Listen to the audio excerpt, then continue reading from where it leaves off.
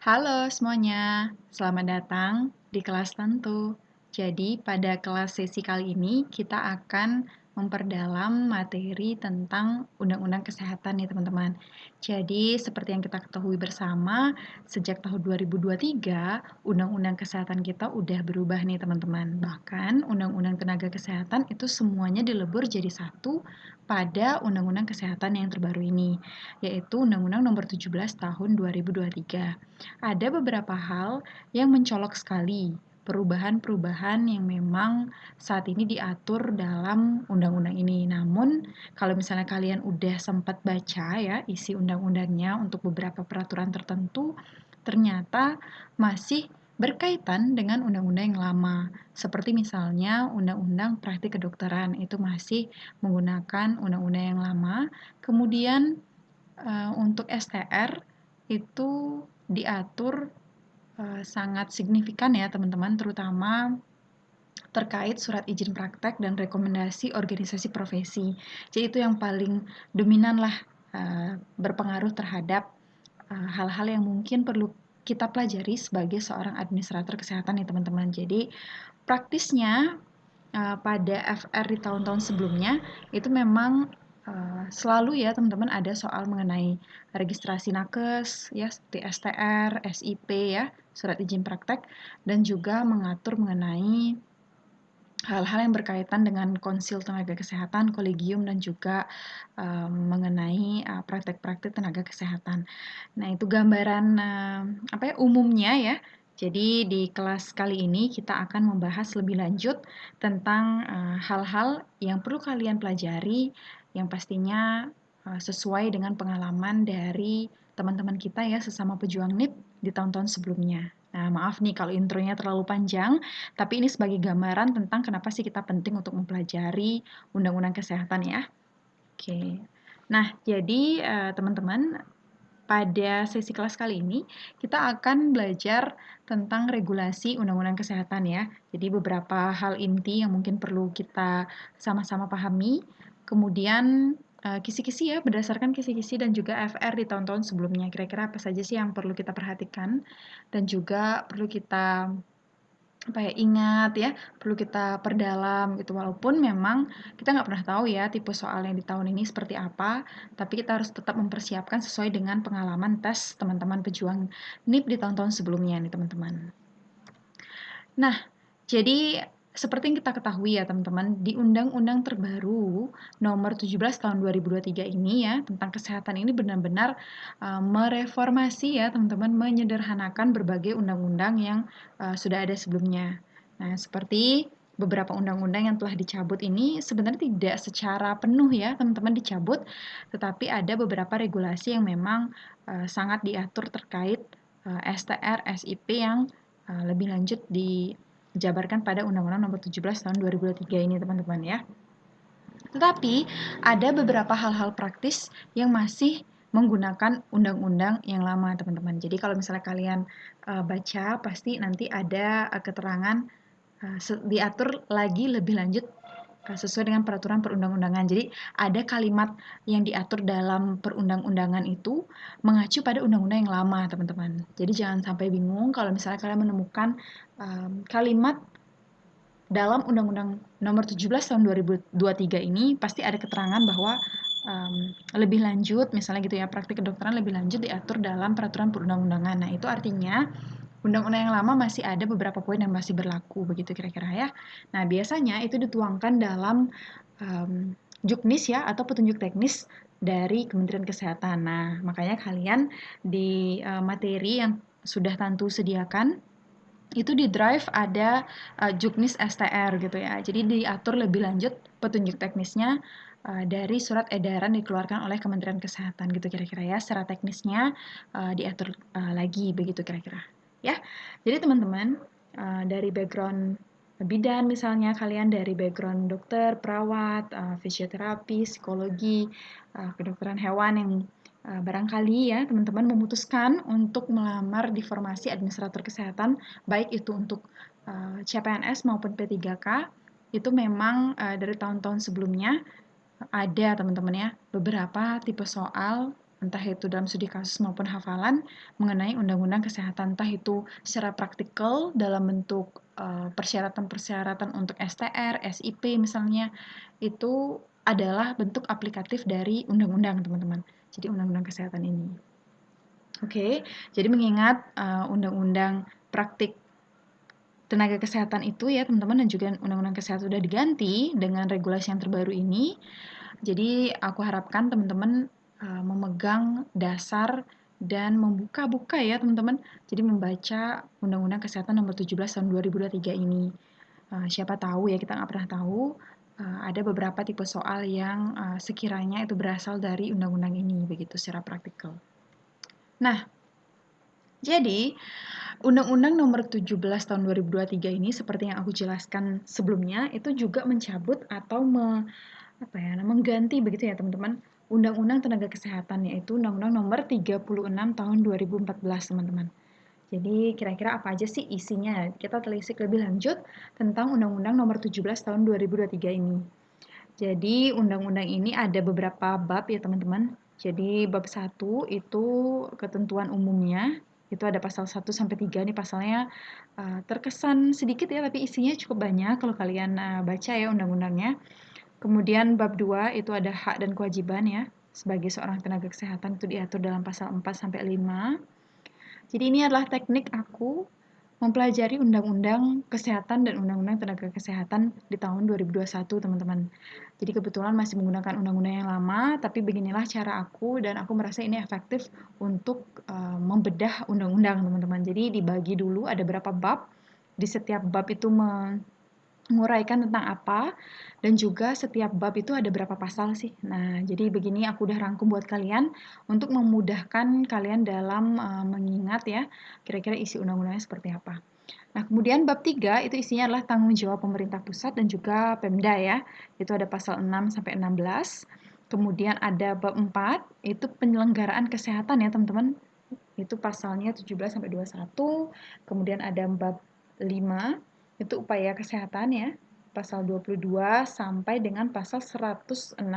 Di sini dijabarkan beberapa hal-hal terkait upaya-upaya kesehatan, teman-teman. Nah, kemudian ada bab 6 nih teman-teman. Jadi fasilitas pelayanan kesehatan ya, itu ada pasal 165 sampai dengan pasal 196. Lanjut ada bab 7 itu tentang SDM ya. Nah, ini tahun sebelumnya juga ada ya FR tentang menanyakan tentang sumber daya manusia kesehatan ya. Misalnya tenaga kesehatan masyarakat itu terdiri dari apa saja. Nah, itu misalnya atau tenaga bidan itu terdiri dari apa saja. Nah, waktu aku dulu itu yang kelihatan adalah jenis tenaga kesehatan bidan itu ada apa saja. Apakah dia ada vokasinya, ada profesinya, dan apakah ada tenaga teknisnya. Nah, kalau di tenaga kesehatan masyarakat misalnya ada epidemiologi ya, ada biostatistik, ada administrator kesehatan, kemudian ada apa lagi itu kalian bisa pelajari di bab 7 ini, teman-teman. Itu ada pasal 197 sampai dengan 313. Kemudian yang bab 8 itu ada perbekalan kesehatan. Nah, ini udah lengkap sekali.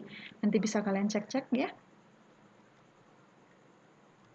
Nah, kemudian ada bab 9 sampai dengan bab 17 nih teman-teman.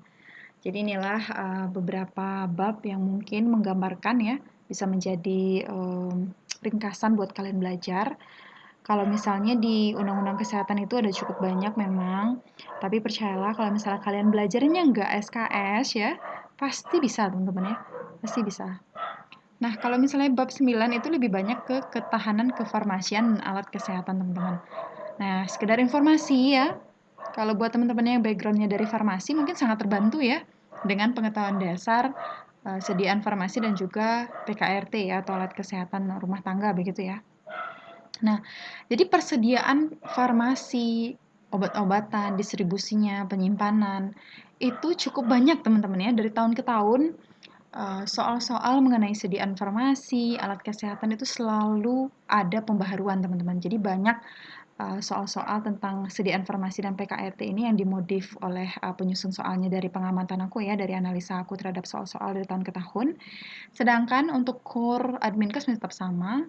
Cuman yang membedakan itu adalah materi-materi tambahan ya. Jadi mudah-mudahan di kelas ini kalian bisa ada gambaran kira-kira kemampuan tambahan apa saja yang harus kalian siapkan untuk menghadapi tes SKB CPNS maupun kemampuan teknis P3K, teman-teman. Jadi kalian bisa baca-baca nanti di bab 9 itu ada kefarmasian dan alat kesehatan. Kemudian ada bab 10, sekedar informasi, pemerintahan kita saat ini sangat concern sekali di bidang teknologi kesehatan, teman-teman. Jadi nggak ada salahnya kalian baca-baca sedikit ya tentang hal-hal mengenai digitalisasi kesehatan ya, mengenai rekam medis maupun mengenai satu data ya tentang teknologi kesehatan kita saat ini begitu. Oke. Kemudian ada sistem informasi kesehatan, itu bab 11, itu ada pasal 345 sampai 351. Sebenarnya kalian nggak harus hafal semua, teman-teman ya, impossible begitu ya. Tapi ada beberapa topik-topik yang nantinya akan aku spill ya di slide selanjutnya. Kira-kira pasal apa aja sih yang perlu kalian pahami begitu ya. Kemudian ada tentang KLB juga dan wabah, tentang pendanaan kesehatan, kemudian ada koordinasi dan sinkronisasi penguatan sistem kesehatan, itu bab 14 ya. Kemudian bab 15 itu tentang partisipasi masyarakat. Kemudian bab 16 itu tentang pembinaan dan pengawasan, serta bab terakhir, bab 17 itu tentang penyidikan, teman-teman. Jadi di sini ya, bukan bab terakhir ya, maaf. Ada bab 18, 19 sampai dengan bab 20, teman-teman. Jadi ada 20 bab ya. Ini terakhir. Jadi ada 458 pasal. Cek lagi. Jadi di sini memang regulasi Undang-Undang Kesehatan Nomor 17 Tahun 2023 ini terdiri dari 20 bab dan 458 pasal, teman-teman. Jadi ya diingat-ingat aja ya, teman-teman. Dan ini disahkan, ini sepele ya, tapi di zaman aku tes dulu bahkan ditanyakan berlakunya undang-undang itu sejak kapan begitu ya. Misalnya BPJS Kesehatan itu diberlakukan sejak kapan? 1 Januari 2014 misalnya seperti itu. Nah, ini sama ya. Undang-undang Kesehatan itu diberlakukan mulai tanggal diundangkannya atau disahkan tanggal 8 Agustus 2023. Masih baru ya, masih fresh sekali. Memang kadang dari tahun ke tahun aku mengamati soal-soal itu jarang ya regulasi terbaru itu kelihatan di soal. Karena seperti yang kita ketahui ya, kita harus mengakui penyusun soalnya mungkin dari para generasi-generasi yang mungkin lebih senior dari kita, jadi cenderung menggunakan modul-modul yang masih belum update gitu ya. Jadi makanya harus tricky juga ya dalam mempelajari materi-materi untuk persiapan tes, teman-teman. Jadi harus berpatokan pada FR di tahun-tahun sebelumnya. Nah, jadi di sini sebenarnya yang paling penting adalah kurnya di bab-bab yang di tengah ya, teman-teman. Bisa kita lihat. Nah, jadi kalau dari pengalaman, bab-bab di tengah saja yang lebih banyak. Nah, diingat aja kalau misalnya undang-undang terbaru ini terdiri dari 20 bab dan 458 pasal. Oke. Jadi berdasarkan FR, teman-teman ya, pasal 1 sampai pasal 11 ya, sampai pasal 10 sepertinya dulu ya, itu kelihatan teman-teman ya. Apanya ya, bukan pasalnya ya teman-teman, tapi isiannya. Misalnya definisi tentang kesehatan. Ini kelihatan teman-teman tahun lalu ya. Kesehatan menurut undang-undang tuh definisi yang benar tuh yang mana. Nah, pasti teman-teman yang udah tes itu kadang merasa bahwa aduh soalnya panjang-panjang, pilihan jawabannya juga panjang-panjang. Makanya harus terbiasa teman-teman ya mengerjakan soal yang cukup panjang. Kita cari kata kuncinya dan nanti di optionnya pun kita harus menggunakan teknik dropping ya. Kita drop, kita silang jawaban yang sekiranya melenceng dan kita sisakan jawaban-jawaban yang sekiranya sesuai gitu ya, yang paling tepat gitu kira-kira. Nah, seperti misalnya definisi kesehatan ini teman-teman. Sehat itu kan artinya keadaan sehat seseorang, baik secara fisik, jiwa, nih maaf nih kalau misalnya ada typo ya, fisik, jiwa maupun sosial ya, dan bukan sekedar terbebas dari penyakit untuk memungkinkannya hidup produktif. Artinya apa?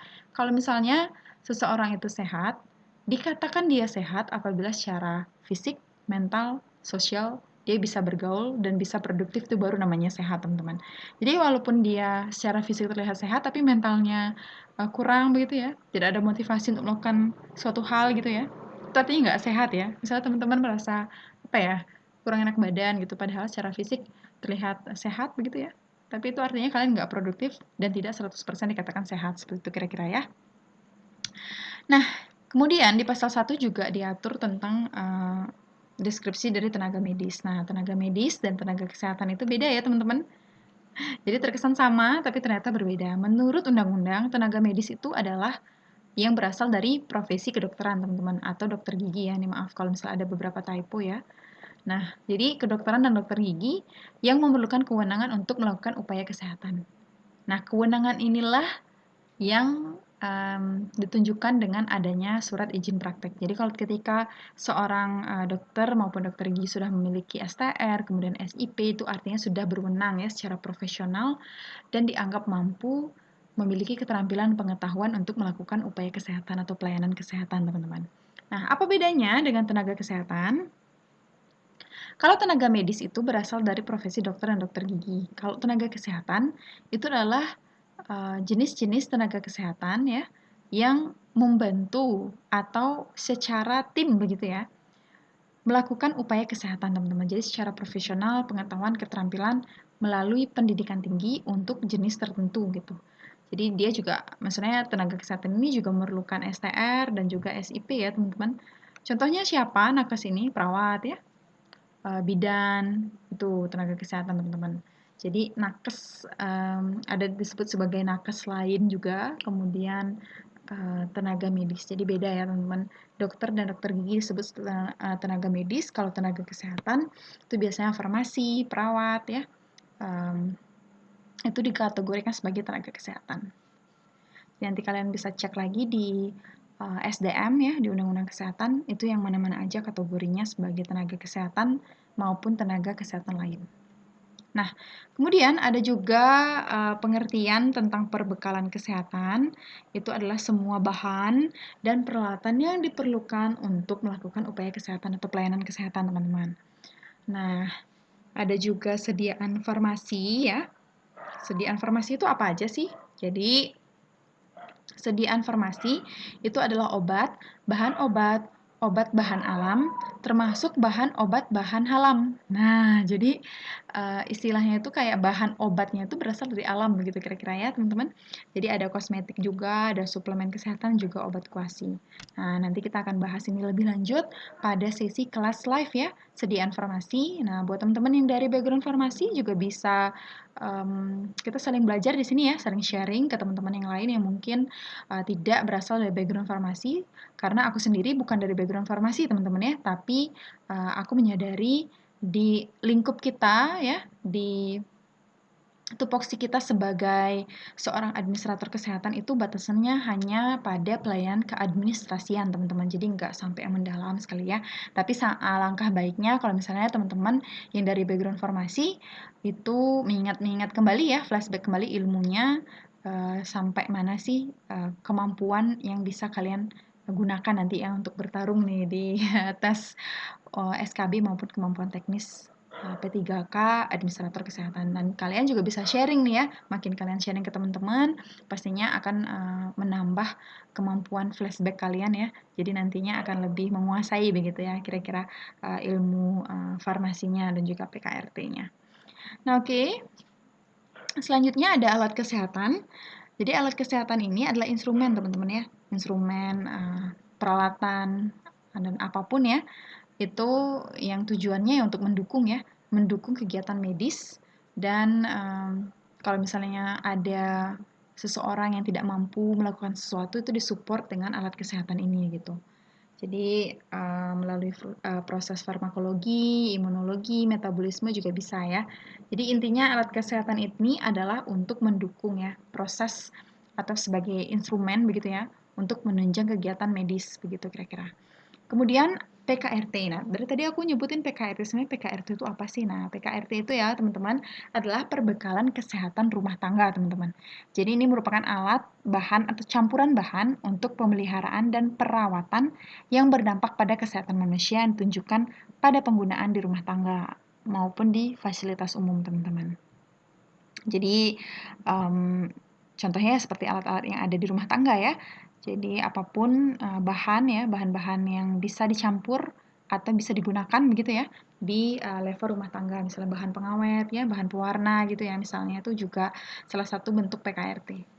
Nanti kita akan belajar lebih lanjut di sedi informasi ya. Ini hanya sebagai gambaran bahwa di pasal 1 itu ada deskripsi-deskripsi tentang hal-hal mengenai kesehatan, sedia informasi alat kesehatan sesuai dengan FR di tahun-tahun sebelumnya, teman-teman. Oke, gimana? Ini masih pasal 1 nih, teman-teman ya. Mudah-mudahan nggak berkurang ya semangatnya dan tetap fokus ya. Kemudian ada yang namanya obat ya. Obat, nah kita kadang udah familiar ya, oh obat, tahulah apa itu gitu. Tapi kadang secara teori kita tidak semua memahami bahwa ternyata obat itu adalah bahan ya, atau paduan bahan termasuk produk biologi yang digunakan untuk mempengaruhi atau menyelidiki sistem fisiologi atau keadaan patologi dalam rangka penetapan diagnosis, bisa juga dalam pencegahan, penyembuhan, pemulihan, peningkatan kesehatan dan kontrasepsi untuk manusia. Jadi itu kira-kira ya teman-teman. Kemudian apa bedanya dengan bahan obat? Kalau misalnya bahan obat itu adalah bahan yang berkhasiat ya, atau bisa juga tidak berkhasiat ya, yang digunakan dalam pengolahan obat dengan standar dan mutu sebagai bahan farmasi. Kenapa dibilang tidak berkhasiat ya teman-teman? Karena kadang ya, mungkin teman-teman di farmasi paham ya, karena kadang ada bahan obat yang memang tidak berisi apapun begitu ya.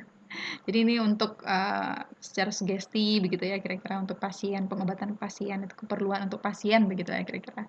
Nah ini kalau seorang administrator kesehatan nggak perlu terlalu mendalam ya teman-teman. Jadi secara sistem keadministrasiannya aja gitu, membedakan oh, obat ini, bahan obat ini gitu kira-kira ya. Jadi begitulah ya. Oke, sistem informasi kesehatan nasional. Nah, sistem informasi kesehatan ini dikelola oleh Kemenkes ya teman-teman untuk urusan pemerintahan di bidang kesehatan yang terintegrasi ya dan sudah terstandar. Jadi kalau misalnya kalian udah bekerja di sektor pemerintahan pasti udah tahu ya. Sekarang ini pemerintah kita sedang berupaya menciptakan sebuah sistem di mana seluruh layanan kesehatan dari mulai level puskesmas sampai dengan rumah sakit itu terintegrasi datanya dalam Satu Sehat. Jadi rekam medisnya juga terintegrasi dengan sistem Satu Sehat, di mana memungkinkan Kementerian Kesehatan memantau bagaimana pelayanan kesehatan dalam sebuah instansi, mulai dari level puskesmas sampai dengan rumah sakit, teman-teman. Jadi masih berproses, sekedar tahu aja kalau misalnya kita saat ini memang sedang bertransformasi di bidang kesehatan, dan sebisa mungkin kita menerapkan digitalisasi dalam bidang kesehatan, begitu kira-kira. Ya?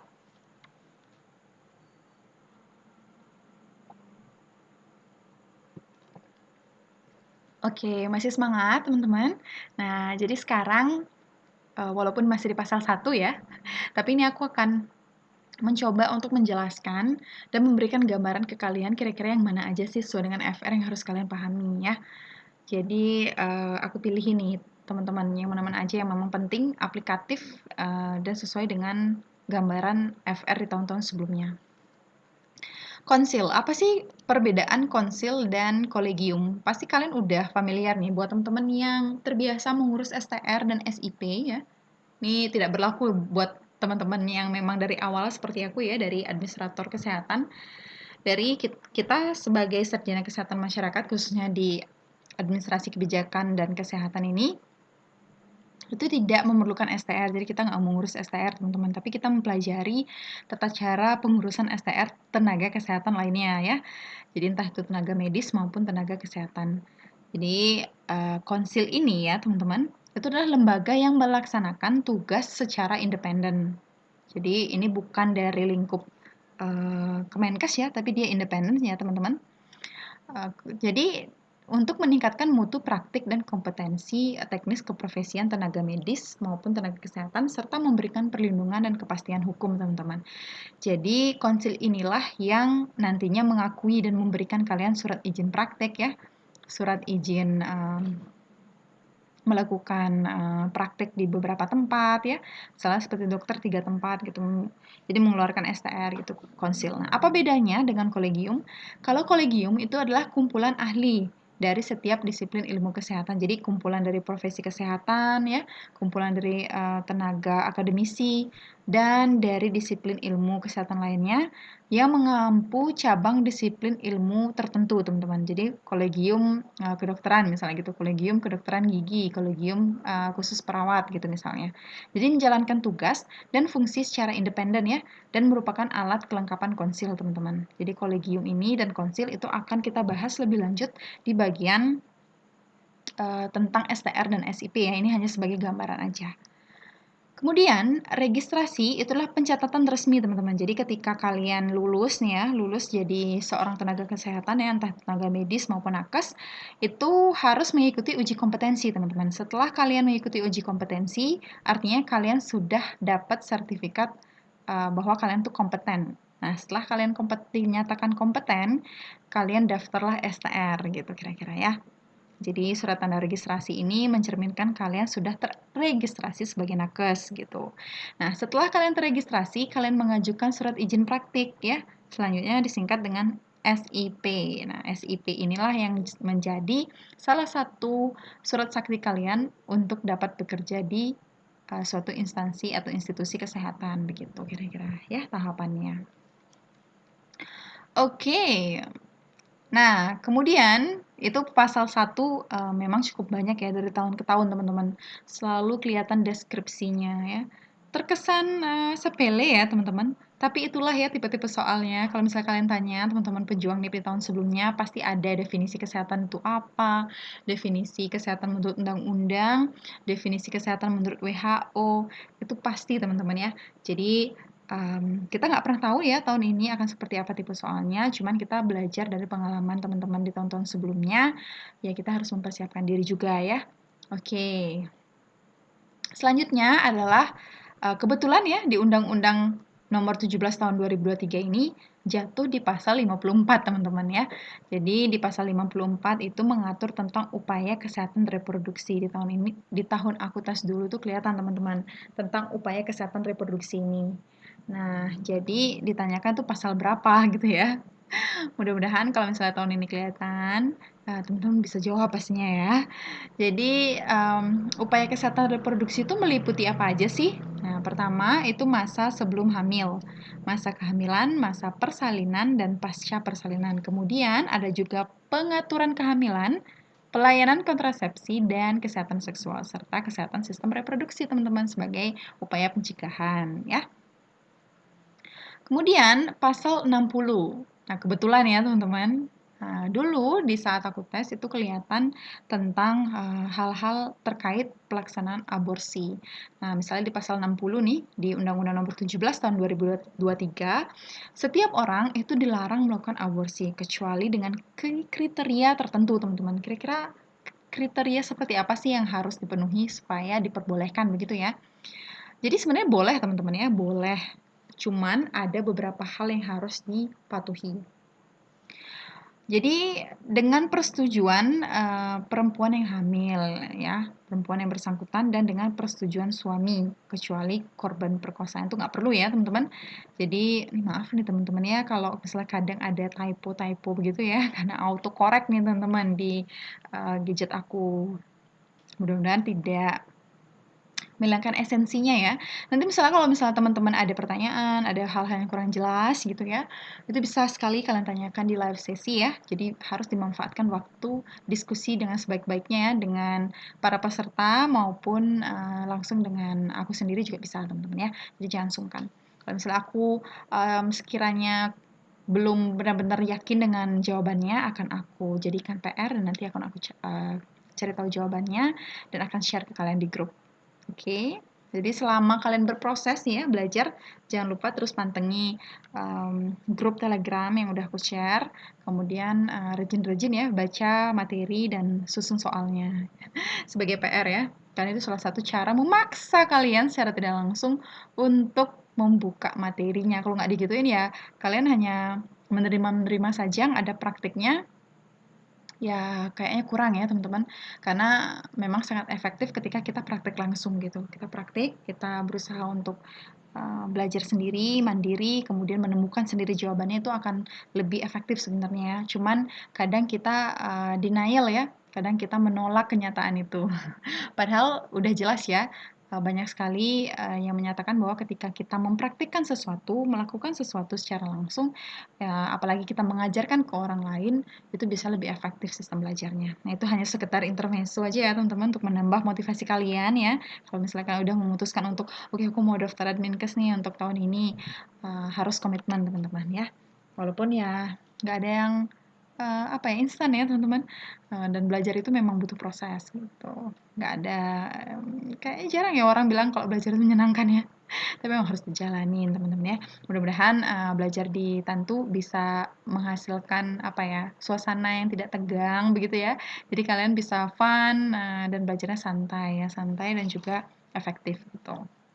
Nah, kalau lanjut lagi, selain persetujuan dari perempuan hamil ya, juga harus dilakukan oleh tenaga medis dan dibantu nakes yang memiliki kompetensi dan kewenangan teman-teman. Jadi harus tersertifikasi teman-teman ya, melaksanakan kuret itu ya, atau aborsi itu harus benar-benar yang legal begitu ya, jangan ke dukun beranak gitu ya. Kalau misalnya dukun beranak yang bekerja sama begitu ya dengan para nakes yang sudah terregistrasi itu nggak apa-apa. Tapi yang jelas harus dalam pantauan atau pengawasan dari nakes yang sudah kompeten begitu kira-kira. Kemudian harus dilakukan pada fasilitas pelayanan kesehatan yang memenuhi syarat ya teman-teman, yang ditetapkan oleh menteri. Jadi biasanya rumah sakit tertentu saja ya teman-teman, nggak semua rumah sakit ya. Kemudian dengan persetujuan perempuan hamil yang bersangkutan ya. Jadi ini udah ada sebenarnya tadi ya di bagian ini, mungkin double aku bikinnya tadi. Oke, itu kira-kira ya. Jadi ini harusnya teman-teman yang dari tenaga medis sudah tahu ya. Nah, buat tenaga non medis ya, tenaga di luar medis ya seperti tenaga kesehatan maupun tenaga kesehatan lainnya ya, buat teman-teman yang dari background di luar medis, mudah-mudahan ya bisa diserap gitu ya ilmunya tentang undang-undang ini. Oke, selanjutnya tentang keluarga berencana, teman-teman. Jadi, kalau misalnya di undang-undang terbaru tentang KB itu diatur pada pasal 63, teman-teman. Jadi, upaya kesehatan keluarga berencana itu ditunjukkan untuk mengatur kehamilan, membentuk generasi yang cerdas, sehat, berkualitas, serta menurunkan angka kematian ibu dan bayi, teman-teman. Karena ini memang kematian ibu dan anak itu dari MDGs sampai kita ke SDGs ya, teman-teman, itu masih menjadi prioritas ya, teman-teman. Di rencana strategisnya Kemenkes juga masih jadi prioritas untuk menurunkan angka kematian ibu dan anak ya. Makanya perlu kita pelajari juga di undang-undang itu seperti apa diaturnya begitu. Kemudian upaya kesehatan keluarga berencana dilakukan pada usia subur teman-teman ya.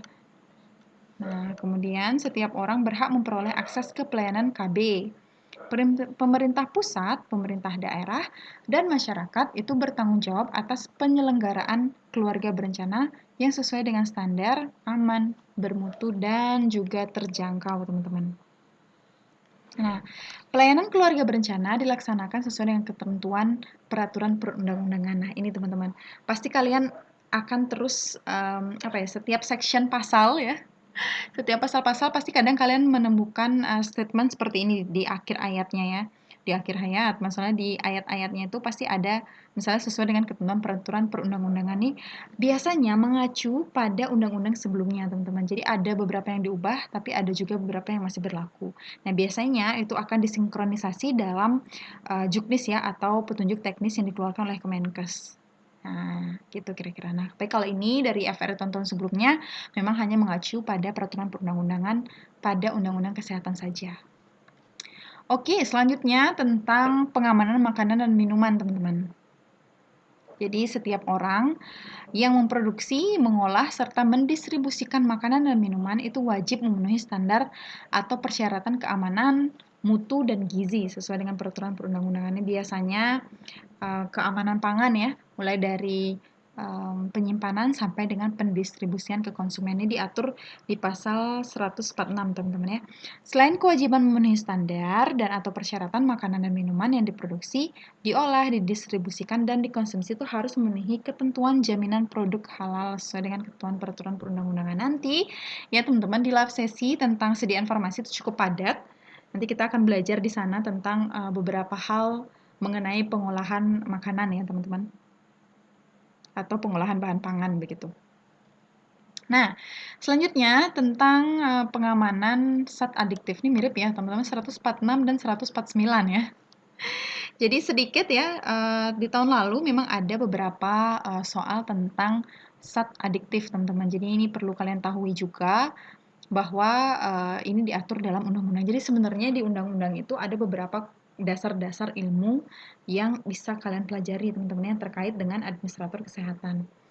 Jadi di pasal 149 ini disebutkan bahwa produksi, peredaran, dan penggunaan zat adiktif itu diarahkan agar tidak mengganggu dan membahayakan kesehatan perseorangan, keluarga, masyarakat, dan lingkungan ya teman-teman.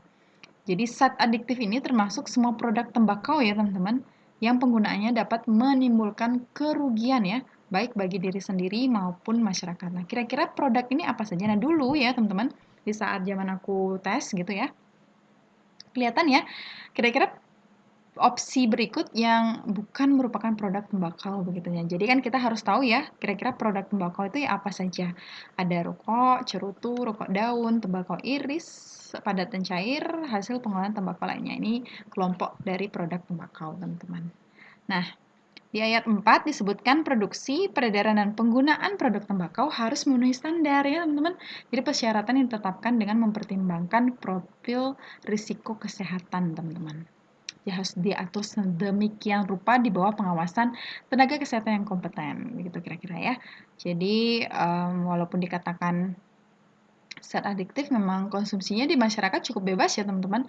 Makanya ini sebenarnya harus diperhatikan karena ada risiko-risiko kesehatan yang bisa ditimbulkan ya melalui produk-produk ini. Nah, kemudian di pasal 151 itu diatur tentang kawasan tanpa rokok, teman-teman, atau KTR ya. Jadi ini buat teman-teman yang dari Provinsi Bali pasti udah tahu ya kalau kita ada peraturan gubernur yang mengatur tentang KTR, tapi di provinsi lain mungkin belum semuanya ada ya secara merata. Cuman ini diatur dalam undang-undang bahwa ada beberapa kawasan-kawasan yang termasuk KTR nih teman-teman. Seperti misalnya fasilitas pelayanan kesehatan, tempat proses belajar mengajar, tempat anak bermain, tempat ibadah, angkutan umum, tempat kerja, maupun tempat umum lainnya yang sudah ditetapkan secara spesifik. Nah, biasanya di tempat-tempat ini akan ada fasilitas untuk merokok yang khusus teman-teman ya. Jadi biasanya disediakan tempat khusus, entah itu ruang terbuka maupun ruang tertutup yang khusus untuk kegiatan ini, begitu kira-kira ya. Jadi memang sudah diatur sedemikian rupa kategori apa yang bisa disebutkan sebagai KTR gitu kira-kira. Nah, pemerintah daerah wajib menetapkan dan mengimplementasikan KTR, teman-teman. Nah, ini sebenarnya wajib ya, tapi apakah di tempat kalian itu ada? Mungkin bisa kalian cari-cari ya di provinsi kalian apakah sudah diterapkan atau tidak. Nah, kalau di Provinsi Bali sendiri itu sudah ada Pergub KTR, tapi implementasinya belum secara merata di seluruh kabupaten kota, teman-teman ya. Nah, jadi masih berproses. Bagaimana dengan di provinsi kalian? Nanti kalian bisa cek ya, cek secara mandiri kira-kira di provinsi kalian masih ada atau enggak gitu. Siapa tahu kalian ada tes tambahan wawancara nih ya buat teman-teman yang melamar di Kemenkes. Siapa tahu nanti di wawancara ditanya apakah di provinsi kalian sudah ditetapkan KTR atau tidak. Kalau sudah, itu KTR-nya nomor berapa? Itu harus tahu ya teman-teman ya. Implementasinya seperti apa. Nah, sekedar tahu aja nggak apa-apa. Jadi kalian bisa cek-cek dan pastikan gitu. Nah, buat teman-teman yang melamar di daerah kebetulan nggak ada sesi wawancara, jadi aman ya. Oke, kita lanjut. Di ayat 3 pada pasal 151 ini disebutkan bahwa pengelolaan, penyelenggara atau penanggung jawab tempat kerja, tempat umum, tempat lainnya yang ditetapkan wajib menyediakan tempat khusus untuk merokok, teman-teman ya. Entah itu ruang terbuka maupun ruang tertutup khusus gitu, teman-teman kira-kira.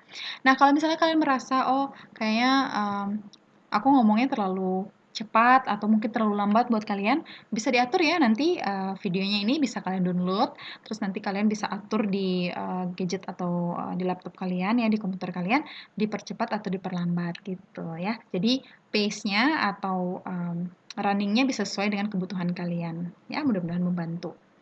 Oke, selanjutnya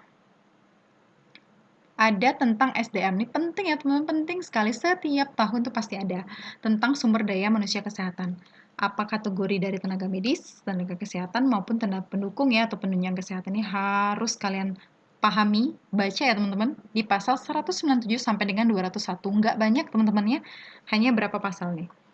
4 pasal ya, 4 pasal harus kalian kuasai nih. Karena SDM itu selalu teman-teman ya wajib.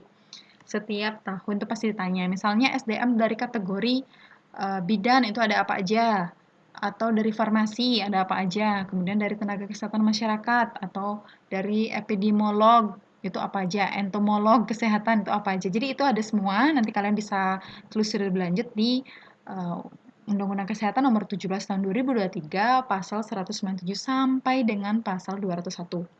Oke? Nah, untuk sedikit apa ya? Menghilangkan rasa penat begitu ya. Kita latihan dulu ya, latihan soal dulu. Ini persis seperti soal aku dulu ya, teman-teman. Setiap orang dilarang melakukan aborsi kecuali dengan kriteria yang diperbolehkan sesuai dengan ketentuan dalam Kitab Undang-Undang Hukum Pidana diatur lebih lanjut pada Undang-Undang 17 Tahun 2023 pada pasal berapa? Ayo, tadi kita udah belajar tuh ya. Nanti bisa diingat-ingat kembali kira-kira pasal berapa yang mengatur tentang aborsi, teman-teman ya. Apakah A 59, B 80, C 70, D 60, atau E 78? Ya, jawabannya adalah pasal 60, teman-teman ya. Jadi setiap orang dilarang melakukan aborsi kecuali dengan ketentuan beberapa kriteria ya. Yang tadi kita udah bahas, harus tenaga medis, vaskesnya juga khusus, dan persetujuan dari ibu hamilnya ya, maupun dari suaminya. Kalau misalnya korban perkosaan itu harus berdasarkan persetujuan dari ibu hamilnya dan juga persetujuan orang tua juga ya teman-teman. Jadi ini diatur lebih lanjut pada pasal 60. Nih buat teman-teman yang SKB CPNS itu tipe-tipe soalnya akan seperti ini. Nah, kalau misalnya untuk teman-teman yang P3K, kemampuan teknisnya lebih banyak ke implementatif ya, studi kasus. Tapi yakin dan percaya ketika kalian udah menguasai core-nya ya, dasar dari ilmunya, percaya seperti apapun ya soalnya, panjang soalnya, kalau kalian bisa menemukan kata kuncinya, pasti bisa tahu kira-kira yang mana yang paling tepat jawabannya. Gimana? Masih semangat? Oke, kita lanjut lagi ya teman-teman. Beberapa pasal-pasal yang mungkin penting untuk kita pelajari lebih lanjut untuk mempersiapkan diri kalian menghadapi tes SKB maupun kompetensi teknis. Ya. Jadi selanjutnya kita akan bahas mengenai STR sedikit ya. Ini seperti yang aku jelaskan di intro tadi yang cukup panjang. Mohon maaf, tapi ini penting sekali buat kalian ketahui ya. STR, SIP itu pasti selalu ada ya teman-teman ya, pasti selalu. Nah, biasanya yang disinggung adalah seputaran dokter, dokter gigi, bidan, dan apoteker teman-teman. Itu 4 profesi itu yang biasanya kelihatan ya. Jadi nanti kalian bisa pelajari syarat-syaratnya ya. Bahkan di tahun sebelumnya ditanyakan di studi kasus teman-teman P3K, ukuran fotonya teman-teman. Jadi ukuran foto untuk mengurus SIP dokter itu berapa kali berapa teman-teman. Nah, simple ya, sederhana, terkesan remeh begitu ya, tetapi ternyata ditanyakan. Lumayan ya teman-teman kalau misalnya kita tahu itu, berarti kita udah dapat satu soal bonus istilahnya. Untuk teman-teman dokter ya udah pernah ngurus pasti perlu yang namanya foto 4x6 teman-teman ya, berwarna. Nah, ada juga yang menanyakan tentang kira-kira berapa tempat praktik yang bisa dilakukan oleh dokter gitu biasanya ya. Jadi itu dipelajari lagi ya. Nanti kita akan bahas di materi tentang STR ada khusus teman-teman. Oke, di sini tentang registrasi nakes itu diatur pada pasal 260 ya teman-teman. Jadi setiap tenaga medis maupun tenaga kesehatan yang akan menjalankan praktik itu wajib memiliki STR. Kenapa? Karena STR inilah yang diterbitkan oleh konsil mengatasnamakan menteri setelah memenuhi persyaratan teman-teman. Jadi syaratnya itu ada ijazah dan juga serkom ya, serkom kalian setelah lulus kan kalian ikut ujian kompetensi. Nah dari sana kan kalian dapat sertifikat kompetensi. Dari sana kalian dapat STR. Nah saat kalian dapat STR kalian uruslah SIP kalian teman-teman. Nah STR menurut undang-undang terbaru itu berlaku seumur hidup teman-teman. Kalau misalnya di tahun 2019 peraturannya kan berlaku selama 5 tahun teman-teman, tapi di undang-undang terbaru sekarang berlaku seumur hidup ya. Nah, kalau misalnya STR itu tidak berlaku apabila apa saja yang kalian lakukan, misalnya kalian mudah-mudahan enggak ya meninggal dunia, dinonaktifkan atau dicabut, bisa jadi ya teman-teman karena ada kasus teman aku juga pindah profesi ya dari jabatan fungsional perawat ke jabatan fungsional administrator kesehatan. Jadi kan nggak perlu lagi ya memiliki SIP dan juga STR. Jadi itu dicabut oleh konsilnya atas nama menteri dan nantinya tenaga kesehatan bersangkutan bisa mengajukan STR kalau misalnya butuh ya. Misalnya kalian cross in passing namanya ya. Jadi kalian pindah dari satu jabatan fungsional ke jabatan fungsional lain. Itu artinya dicabut dulu di fungsional sebelumnya, baru kemudian kalian daftar lagi di fungsional selanjutnya begitu. Jadi yang kalian jalankan next gitu kira-kira ya. Kemudian biasanya karena keputusan hukum tertentu makanya dicabut gitu. Tapi ini jarang ya teman-teman, kecuali ada pelanggaran yang sangat berat gitu ya. Nah, kemudian lebih lanjut tentang perizinan ya di pasal 263 ini tentang SIP teman-teman. Jadi ada beberapa profesi tertentu yang membutuhkan SIP ya. Jadi diterbitkan ini oleh pemerintah daerah kabupaten kota, itu biasanya melalui perizinan satu pintu ya teman-teman. Jadi kalian mengajukannya di daerah-daerah itu kalau belum punya PTSP itu bisa mengajukan ke dinas teman-teman ya. Nanti dinasnya akan mengurus ya. Kemudian dalam kondisi tertentu menteri juga dapat menerbitkan SIP teman-teman ya untuk tenaga kesehatan yang mungkin sangat-sangat dibutuhkan di daerah-daerah terpencil gitu ya, terpinggir tuh biasanya bisa teman-teman ya. Nah, dalam rangka penerbitan SIP, pemerintah pusat melibatkan pemerintah daerah kabupaten kota dalam menetapkan kuota. Jadi untuk setiap tenaga medis maupun nakes teman-teman ya. Jadi kriterianya misalnya ketersediaan dan persebaran tenaga medis dan tenaga nakes, kemudian rasio jumlah penduduknya berapa, dan beban kerja tenaga medisnya berapa. Jadi inilah menjadi pertimbangan teman-teman, beban kerjanya, ketersediaan persebarannya ya, kemudian rasio penduduknya.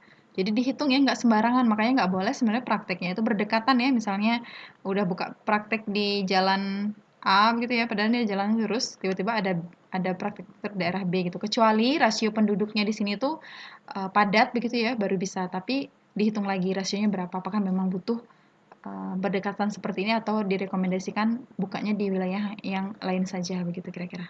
Nah, inilah ya kemampuan dari seorang administrator kesehatan dalam menilai teman-teman. Jadi kan kalian misalnya bertugas di dinas kesehatan nih atau di PTSP begitu ya. Kemudian kalian mengurusi surat izin prakteknya para dokter misalnya. Jadi ini yang kalian nilai ya, persyaratan administrasinya kalian cek, apakah memenuhi syarat atau tidak, kalau belum, apa aja yang harus dipenuhi oleh nakes bersangkutan. Jadi itu yang harus kalian telusuri sebagai seorang administrator kesehatan ya. Jadi secara administratif, pokoknya kalian adalah pelayan administrasi. Jadi kalian harus tahu kebutuhan administrasi dari nakes lain ini. Kalau misalnya kalian tempatkan di sini ya teman-teman. Jadi makanya kalian harus tahu ya, apa aja yang menjadi pertimbangan penerbitan SIP ini. Keputusan tentu ya, nantinya berasal dari pengambil keputusan ya. Jadi dari pemerintah daerah ini, kabupaten kota, nantinya kan memberikan rekomendasi begitu ya. Kemudian nanti konsil yang akan menerbitkan suratnya begitu. Nah, namun dalam pemberian rekomendasi ini kan pasti perlu pertimbangan apakah persyaratan kalian ini sudah sesuai atau tidak begitu. Itu kira-kira ya. Kita lanjut. Nah, di pasal 264 itu ada ketentuan untuk mendapatkan SIP harus memiliki apa? Harus memiliki STR dan juga alamat tempat praktik ya teman-teman. Jadi biasanya tempat praktik ini menerbitkan sejenis apa ya, rekomendasi gitu ya teman-teman. Dan rekomendasi maupun surat pernyataan. Kalau misalnya biasanya ini ada formatnya. Jadi surat pernyataan bahwa benar ya berpraktik atau bertugas di sana, sehingga diberikan rekomendasi surat pernyataan untuk diterbitkan SIP-nya begitu kira-kira.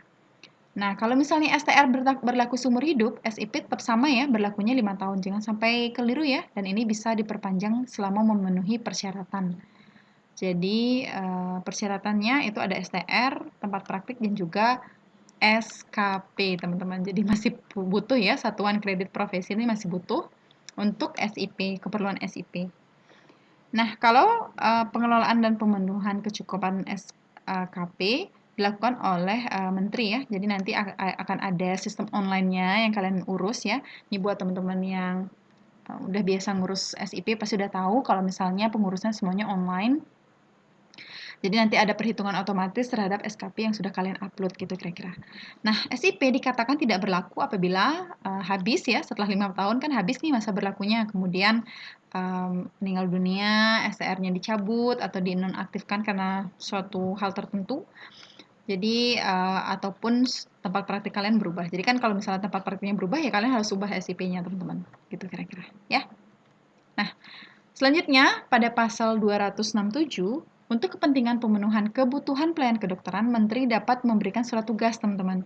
Nah, biasanya ini surat tugasnya untuk dokter spesialis atau dokter gigi spesialis atau nakes tertentu atau tenaga medis tertentu yang telah memiliki SIP untuk bekerja pada vaskes tertentu tanpa memerlukan SIP di tempat tersebut, teman-teman. Jadi misalnya sudah memiliki SIP di tempat A begitu ya. Dan tiba-tiba ditugaskan tempat A, B, dan C gitu misalnya kan karena dokter kan bisa di 3 tempat teman-teman ya. Kemudian ditugaskan di daerah D begitu ya. Kalian tuh nggak perlu SIP tapi perlunya surat tugas aja teman-teman gitu kira-kira. Kan kadang ada kunjungan dokter spesialis ke puskesmas A gitu misalnya atau ke rumah sakit B gitu. Jadi itu kalian nggak perlu SIP teman-teman karena kan kalian udah punya SIP di 3 tempat. Kalian hanya perlu surat tugas kalau misalnya kalian ditugaskan di tempat D misalnya kayak gitu. Mudah-mudahan bisa dipahami ya. Nah ini sangat praktikal terjadi di lapangan. Kadang dokter spesialis maupun spesialis gigi ya atau spesialis tertentu itu ditugaskan ke provinsi mana misalnya selama berapa bulan atau berapa tahun itu bisa aja teman-teman digunakan surat tugas aja gitu dari menteri gitu kira-kira ya. Misalnya daerah bencana seperti kemarin maaf di satu daerah provinsi yang terkena tsunami atau bencana alam banjir gitu ya. Pasti menteri menugaskan dokter spesialis tertentu atau dokter gigi spesialis untuk bertugas di sana, nggak perlu SIP yang mereka urus ya, tapi menggunakan surat tugas. Biasanya memang di daerah tersebut tidak ada atau kekurangan nakes teman-teman ya atau tenaga medis sehingga harus ada tenaga medis dari luar daerah tersebut untuk membantu pelayanan kesehatan di sana gitu kira-kira ya. Nah ketentuannya apa? Nah ketentuan surat tugas ini biasanya itu terdapat permintaan dari dinas kesehatannya ya, entah itu kabupaten, provinsi, atau kota.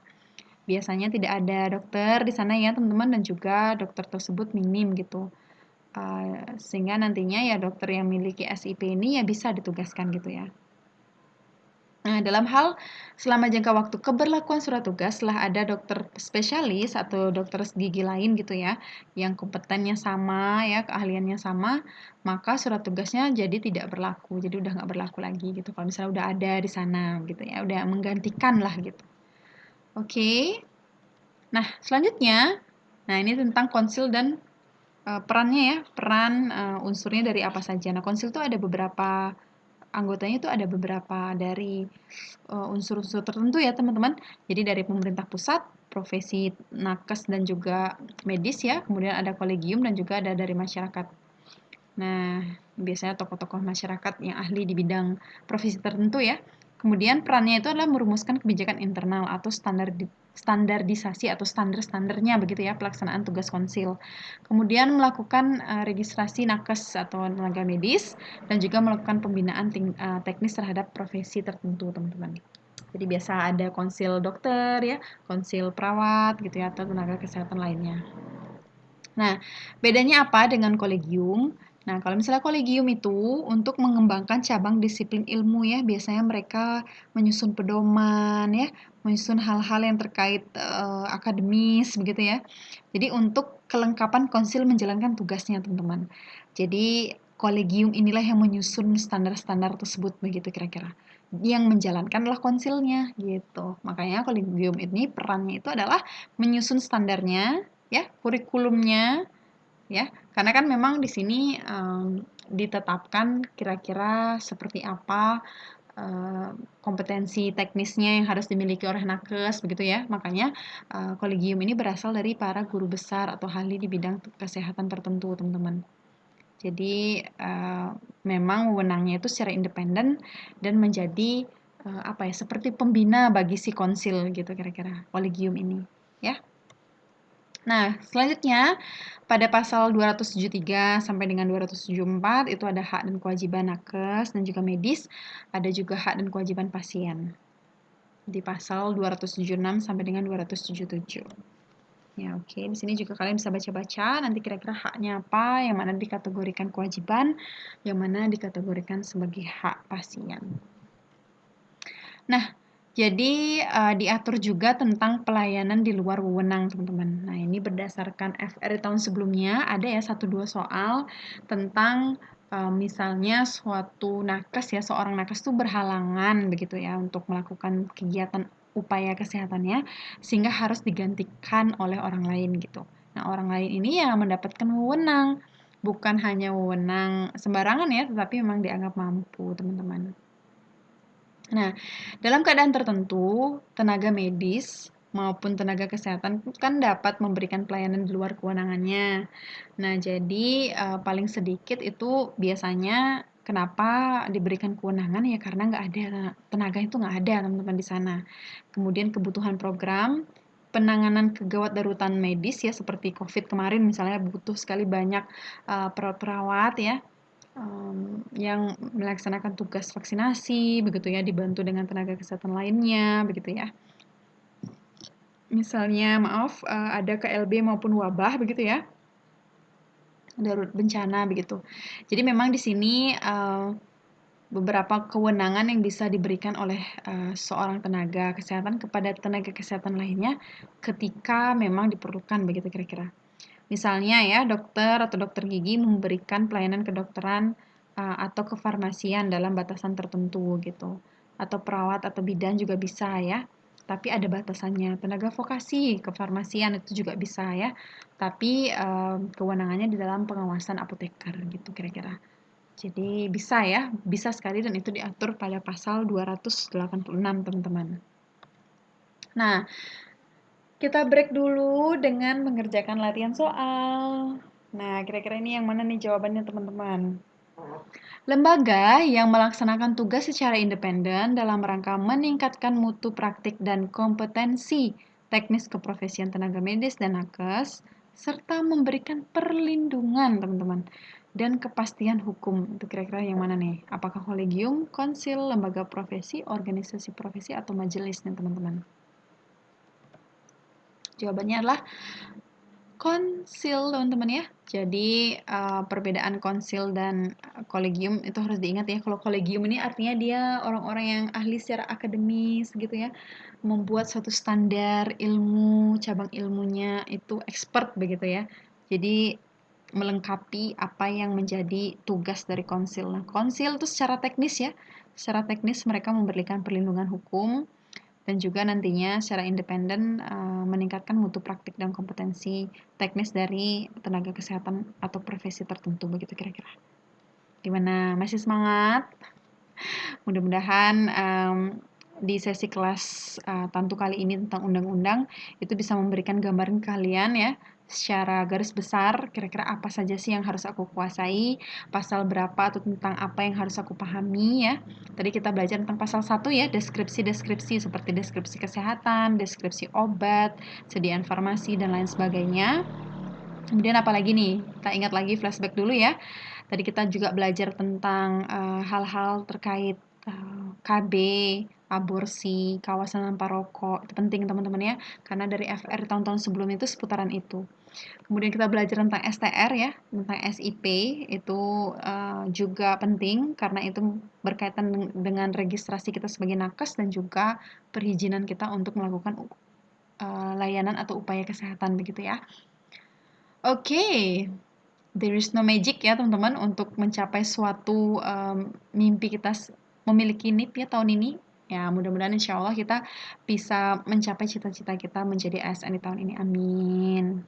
Jadi kita harus secara ikhlas ya teman-teman, hard work dan komitmen persisten dalam melakukan berproses lah dalam belajar ini. Oke, mungkin segitu dulu teman-teman ya untuk sesi kelas kali ini. Kalau misalnya kalian ada pertanyaan, ada hal-hal yang ingin kalian diskusikan, nggak apa-apa, kalian catat aja dulu ya. Bisa tanya apa saja, nanti di live sesi kita ketemu dan kita bahas sama-sama ya.